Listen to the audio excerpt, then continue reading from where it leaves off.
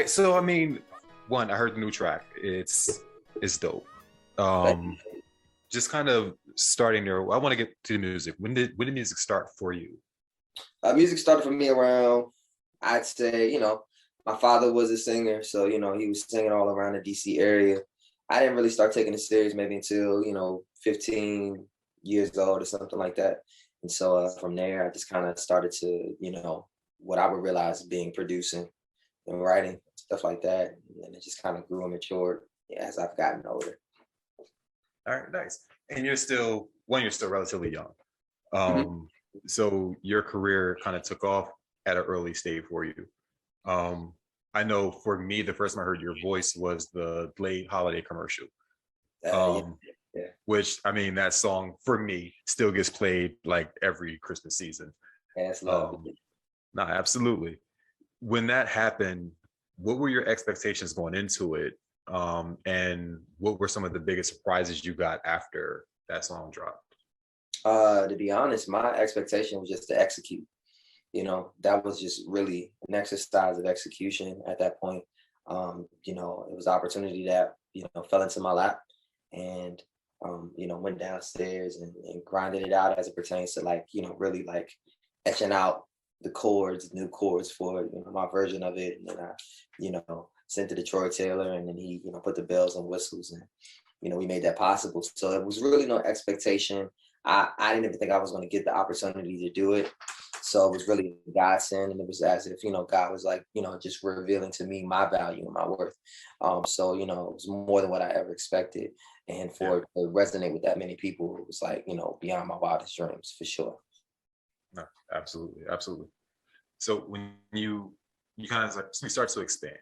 I mean, as for me, I've been more, on the music route. So after the Glade commercial, I went and did "Long Song Away," which became a #1 R&B record, and then I went on to do, or be nominated for an NAACP award and iHeart Music Award and Soul Train Award, all that stuff. And then I decided to get my independence, and I asked to be released from my major label. And I started my own company called Art Society Music Group, in which then I released my first project, which was called Audacity. And so I did Audacity Volume 1, Volume 2, and then Complete. So make sure that you guys go and stream that. But then also the latest project is Drive 2, which just came out a couple of weeks ago. It has a leading single, Looking for Love, which is currently in the top 10 at R&B Radio. God is good. So thank y'all for whoever has streamed that, whoever's requested that. Please continue to stream it, continue to purchase it, all that stuff, because it is working. And this is what we're here for. We're here to bring awareness to what we do for sure. Yeah, absolutely. And looking for love. I mean, the message behind it is kind of intense. You made a statement. You said that this is the first generation to have to deal with social media and relationships. Yeah. What motivated you to make the song? Like, was there something that happened, like personally, that made you say, "I need to do this"? I heard the story so much in the sense of like people not being able to find love, or they'd be madly in love, and then like it's like the next week it's like, oh yeah, such and such, whatever, that didn't happen, but I got somebody new. It's like, where'd you find them? On one of the dating apps. It's like, oh, okay, like, Right. we can't, and it's hard for us to fight for anything because of the fact that, like, we don't have to. We don't have to like fight for the person that's right in front of us, because of the fact that it's like so many different options. So like you can find your vibe, but vibes change, and that's the most important part of looking for love, is just the fact that it's like, as a man, I wanted to create a masculine record that still is vulnerable, in a sense, to let the woman know that it's like, listen, like, cocky, sloppy, you get underneath my skin, you get on my nerves. Right. But there's no other person that I would rather be with. But I can't have you right now because you're too inconsistent. So you know what? I love you at a distance, because that's best for me. I don't want that toxic around me, but we'll keep in touch. You know what I'm saying? Yeah. Um, I mean, it's definitely a generation that like everything is accessible. Sure. So you're able, like you said, you're able to jump from relationship to relationship without necessarily even knowing the person that you were dating or in a relationship with. Facts. So when you put this song out, what did you expect reaction to be? How did you expect this to hit people? To be honest, I've always wanted it to be a top 10 record. I did from the time that I put it out. I'm not even going front on that. I had a good feeling about it. I knew that it was different for the market, and that I'm always either left or right of center. And that sometimes works to my advantage, and then sometimes it becomes my disadvantage. But it's my own path. But I knew it was a top 10 record. When I created it, in a sense, I was like, this is something. It's simple, but it's, it has weight to it. And so I think the ultimate goal every time I create a song like that is to create a conversation that I can, you know what I mean, like dive deeper into it versus being like, oh, it's just a vibe, it's an R&B song, woo, woo, woo. But it's like I can really have a conversation about looking for love and really break it down and dissect it, and for it to have validity to it. So that's the most important thing, is like when I sit in front of my peers and we talk about songs or whatever, like my song holds its own, and that we can really dive deep into it. Absolutely. You have a voice that isn't of the new genre of like R&B. It's a lot more soulful. It's a lot more clarity. It's a lot more passion behind it. I saw your motivations were like Michael Jackson, Stevie Wonder, the likes. Do you feel that you're bringing that era into this generation of music with your songs? Man, I don't really know. I don't know.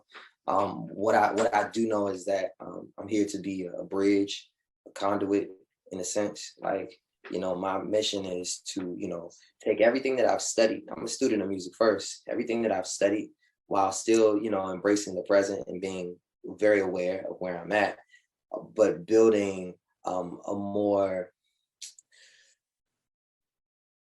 robust future as it pertains to the genre, so that it is just not as so one-sided. So many different perspectives that need to be touched upon, and I'm just one perspective, and you know what I mean, one mind, that I just want to allow for people that may feel like me, that may think like me, that may have been brought up like me, or whatever the case may be, to feel like there is a space for them. I am the underdog. I am the uncommon, or the least likely to do any of the things that I've done. And so, with that being said, that's who I represent. That is, when those people look at me, they're looking at themselves. I am their reflection. So, if anything, I am, I want to be the example of the impossible, and was made possible due to, God engineering, and that's the only reason why I'm here, is because God engineered for it to be so. So, I'm never going to shy away from me being, a God-fearing man first. I may do R&B and all that stuff, and that's, I love doing that, but never to be confused in the sense of, my principles and where I stand and what I believe. Love it. Love it. You recently did the Terrell Show concert. Yeah. And you did something that a lot of people shy away from. You covered a Maxwell song. So you got some advice from Maxwell recently. From a titan of his stature, what was that like? Some people want to know what the actual advice was. I'm not sure if you're comfortable with like sharing that, but what was it like getting advice from Maxwell? Well, Max had told me a while ago, like, never do a song that you wouldn't do 10 years from now. Like if you're trying to design a career that is long lasting and, have longevity, then never do a song that you can't see yourself doing 10 years from now. And I was like, duly noted. And then So when Looking for Love came out, we hadn't spoken or anything like that in some time. And so, he just literally out of nowhere, he had like just commented and being like, yo, this song should be #1 and this and that. And, just like so many like praises and love in that message. And I was like, wow, like that's awesome that it even got into his sphere. Because I'm not the guy, like I may have people in my phone, but like I'm never the one, like when I have stuff come out, I'm never one to like text them what came out, just because of the fact that I need for the people on my team to work, right? So that means that like it needs to get into their space and into their sphere. And if it doesn't get into their sphere, then we're not doing our job properly. So that's to me kind of the barometer. So when he reached out through the message, it was like he got it, like he's seen it. You know what I mean? Like when I got a call from NDRE, and she was like, I just was on the phone with Stevie Wonder and your song came on. He's riffing all over it. He says he loves it. I'm like, this is like, we're doing our job. You know what I mean? Like, you know what I mean? Like you can't pay for that. You can't pay for, like, Stevie Wonder is my like favorite. So it may not mean anything to anybody, but like I grew up on this man's music. Like when I touch keys, I'm most likely to play a Stevie Wonder song. So for that, it's like we're doing our job. You know what I mean? And I know what it's like to not have a job done and for it to actually be executed properly. So, that means the world. Nice. Shout out out to Matt. That's gonna be my next question. When you're covering music, what's your go-to? What's your go-to song? I don't know. It all depends. It all varies. It changes just depending on my mood. You know what I mean? Stevie Wonder has, Don't You Worry About a Thing. And that is, kind of been something that I've been playing and singing during the pandemic, because it's like, it's the truth. Everybody's got their own thing, but some don't know how to handle it, maybe out in vain, just thinking of things that's worth having. So it's like, it just puts everything into perspective to just be like, even though he says, don't you worry about a thing, to me, what that means is like, don't focus on nobody else but you. Like everybody's got, like, even in his skit at the beginning of the song, he's like, I've been to Paris, Peru, Iraq, Iran, Ukraine, I speak very, very fluent Spanish. And, and he's playing around, but that's how people are. Like, that's how people are to this day. You know what I'm saying? To be like, I do this, and that, or I'm an influencer, and I'm this, and that. And, I was just hanging with bull. If we don't say it, then we show it. Right, we show it in our videos. We show it in our pictures of who we're connected with, and it's like, everybody's got a thing, but some don't know how to handle it, which is ego, right? Like, so some may reach out in vain. So it, like, that to me, that song, it puts it in a more of a sarcastic twist where it's like it's fun, it's vibrant, but it still has it has a weight to it. The weight and levity balances itself out. And that's my favorite song to sing right now, because it's like, it's so true in a sense where it brings me to peace when it's like, when I'm looking at everything that's going on social media and all that stuff. And it's like, damn, well, maybe I should be doing, and maybe you know what I mean? It's like, that ain't what I was sent here to do. You know what I'm saying? Like, this is not what I'm supposed to be doing. So, don't you worry about a thing. Just stay focused on your path and carve that out. Nice. You said you went from your label to going independent. Mm-hmm. How hard of a decision was that? I mean, going to something that you was kind of secure to something that can come and go day to day. For sure. Honestly, it was one of those things where it was like, I was going to stay, but a series of events had happened, and it just kind of like, God like tapped me. It was like, you know what you should do. And I was like, yeah, I'm gonna leave, and I need to go. And even though I felt like I wasn't ready, I had to jump. You know what I mean? And let's be very clear, it was not a smooth jump. It's like jumping out of a plane and you doing like several backflips and cartwheels. So jumping out of the plane, for a while, I didn't have a view of anything, because I was too busy flipping, and I was too busy like fumbling all over the place. Like, oh my God, I jumped. I don't have a grip of anything. But, you know, but God kind of balanced me and reset me to say, all right, you out the plane now, you've jumped. Now you're midair. Are you just going to keep flipping until you hit the ground? Or are you actually going to see what I have for you in the sky? You know what I mean? And that to me was most valuable. And it took a while, I ain't gonna lie. You know what I'm saying? But, you know, it allowed for me to see my worth, my value, how much I actually made in music, you know, master wise. You know, to be the master of my own destiny it was the, you know, the most important part of it. You know what I mean? And I think that if I would have did it any later, I couldn't imagine not owning like certain songs like Looking for Love or God is a Genius or any of the records that I've done on the independent side. Like I said, I couldn't imagine it. I really couldn't. And to have, you know, and some of those people that I were around just weren't good for me. You know what I mean? Like they, you know, it was just business. And during the time where I was a very impressionable young adult, and, you know, you need stability. You need people that are solid around you. And they weren't as solid as I thought.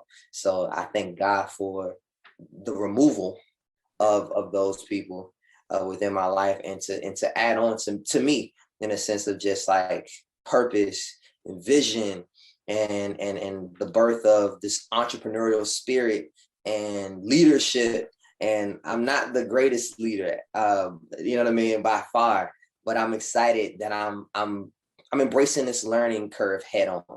You know what I mean? God blessed me with a business mentor to really sharpen my business acumen, to think in a different way outside of creatively, to allow for myself to not block off my emotions, but to allow for my emotions to exist and not be overwhelmed by them.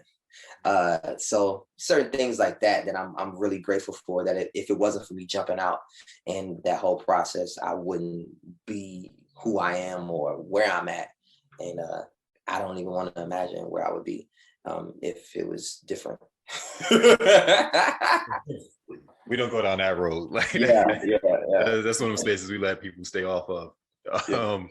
But no, dude, like, again, I listened to the song pretty much all weekend. I think it is amazing. I think the message is amazing. It's hard for me to believe you're as young as you are, because your voice and your music it has a older vibe. Not saying like older, but like it would seem like you were like late 30s going into your 40s kind of mode. So keep doing what you're doing, man. Like, the longevity is going to be there.